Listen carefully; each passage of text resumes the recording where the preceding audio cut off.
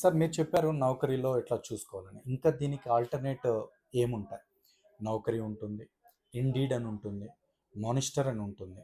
ఇంకా ఇప్పుడు చాలామంది రిక్రూటర్సు ఈ పోర్టల్స్ కంటే కూడా అంటే నౌకరీ, మానిస్టర్, ఇండీడ్ కంటే కూడా లింక్డ్ఇన్ ప్రొఫైల్‌ని బాగా చెక్ చేస్తున్నారు. సో దట్ నేనేం చెప్తానంటే మీ లింక్డ్ఇన్ ప్రొఫైల్‌ని చాలా జాగ్రత్తగా డిజైన్ చేసుకోండి.